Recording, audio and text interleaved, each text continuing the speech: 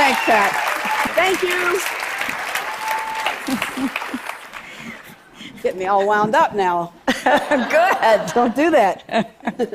You know, when I was watching the video again of the match, you know, you must have felt like the fate of the world's women was on every stroke you took on that.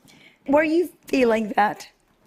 First of all, Bobby Riggs, he was a former #1 player. He wasn't just some hacker, by the way. He was one of my heroes, and I admired him. And that's the reason I beat him, actually, is because I respected him.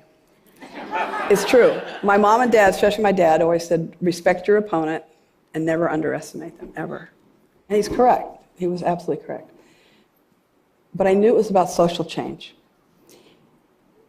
And I was really nervous about whenever we announced it. And I thought, I felt like the whole world was on my shoulders. And I thought, if I lose, it's going to put women back 50 years at least.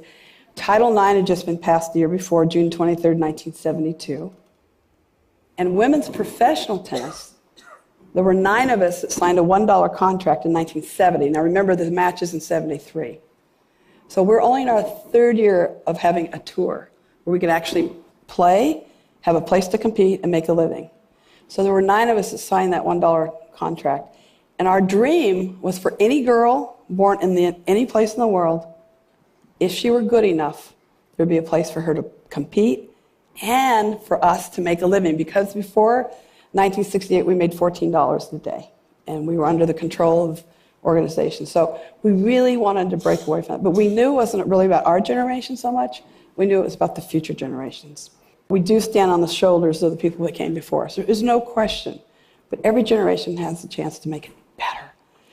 That was really on my mind, is that I really wanted to start matching the hearts and minds to Title IX. Title IX, in case anybody doesn't know, which a lot of people don't probably know, but any federal funds given to a high school, college, or university, either public or private, had to finally give equal monies to boys and girls. And that changed everything. So you can have a law, but it's changing the hearts and minds to match up with it. That's when it really rocks. Right. Totally. So that was on my mind. I want to start that change in the hearts and minds. So it was really, but 2 things came out of that match. For women, self-confidence, empowerment. They actually had enough nerve to ask for a raise. Some women have waited 10, 15 years to ask. I said, more importantly, did you get it? And they did. And for the men, a lot of the men today don't realize it, but if you're in your 50s, 60s, or whatever, late 40s, you're the first generation of men of the women's movement, whether you like it or not. And for the men, what happened, for the men, they come up to me, and most of the time the men actually are the ones who have tears in their eyes. It's very interesting. They go, Billie, I was very young when I saw that match, and now I have a daughter. And I am so happy I saw that as a young man. And one of those young men at 12 years old was President Obama. And he actually told me that when I met him. He said, you don't realize it, but I saw that match at 12, and now I have 2 daughters. And it has made a difference in how I raised them. And that's, so both men and women got a lot out of it, but different things. And now there are generations, at least 1 or 2, who have experienced the equality that Title IX and other fights along the way made possible. And for women, their generations have also experienced teamwork. They got to play team sports in a way they hadn't before. So you had a legacy already built in terms of being an athlete, a legacy of the work you did to lobby for equal pay for women athletes and the Women's Sports Foundation. What now are you looking to accomplish with the Billie Jean King Leadership Initiative? I think it goes back to an epiphany I had at 12. At 11, I wanted to be #1 tennis player in the world. And a friend had asked me to play, and I said, what's that? Tennis was not my family. Basketball and other sports. Fast forward to 12 years old. And I'm finally starting to play in tournaments where you get a ranking, you know, at the end of the year you get some.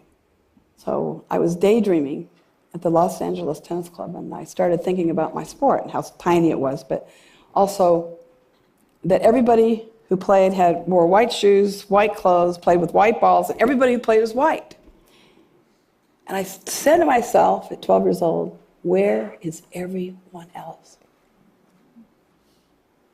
And that just kept sticking in my brain. In that moment, I promised myself I'd fight for equal rights and opportunities for boys and girls, men and women, the rest of my life.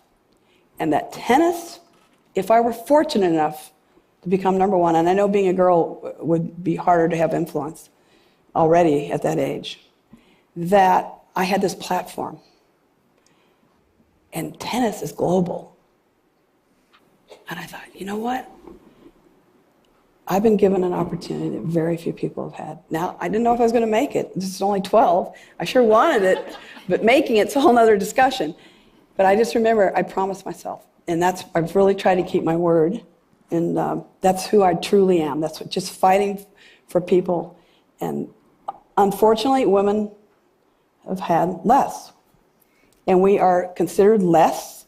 And so my attentions, where do they have to go? I mean, it was just, you have to. Also, learn to stick up for yourself, hear your own voice. I mean, you hear all these same words keep coming out all the time. And I got really lucky because I really had an education. And I think if you can see it, you can be it. You know, if you can see it, you can be it. When you look at Pat, you look at other leaders, you look at these speakers, look at yourself. Because everyone can do something extraordinary. Every single person. And your story, Billie, has inspired so many women everywhere. Now with the Billie Jean King Leadership Initiative, you're taking on an even bigger cause, because one thing we hear a lot about is women taking their voice, working to find their way into leadership positions. But what you're talking about is even bigger than that. It's inclusive leadership. Totally, and this is a generation that has grown up thinking more inclusively. Isn't it great? Yes. Look at the technology. It's amazing how it connects us all. It's about connection. It's simply amazing what's possible because of it.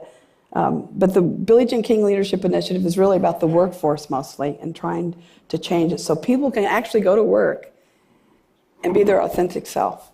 Because most of us have two jobs. One, to fit in. I'll give you a perfect example. African-American woman gets up an hour earlier, go to work, straightens her hair in the bathroom, goes to the bathroom probably 4, 5, 6 times a day to keep straightening her hair, keep making sure she fits in. So she's working 2 jobs. She's got this other job, you know, whatever that it may be, but she's also trying to fit in. Or this poor man that was kept his diploma. He went to the University of Michigan, but he never would talk about his poverty as a youngster, ever. Just would not mention it. So he made sure that they saw he was well educated. And then you see a gay guy who has an NFL, which means American football for all of you out there. It's a big deal. It's very macho. And he talked about football all the time because he was gay and he didn't want anybody to know. So it just goes on and on. So my wish for everyone is to be able to be their authentic self 24/7. That would be the ultimate. Yes. Thank you, Irish, 62%. LBGTQ, yes. Congress is voting in June on same-sex marriage. So these are things that for some people are very hard to hear. But always remember, every one of us is an individual, a human being with a beating heart who cares and that wants to live their authentic life. Okay, you don't have to agree with somebody, but everyone has the opportunity. And I think we all have an obligation to continue to keep moving the needle forward, always. And these people have been so inspiring. That's all. I mean, it's just everyone matters. And every one of you is an influencer. You out there listening, out there in the world, plus the people here, every single person's an influencer. Never, ever forget that. Okay, so don't ever give up on yourself. Billie, you have been an inspiration to us. Thanks, Pat.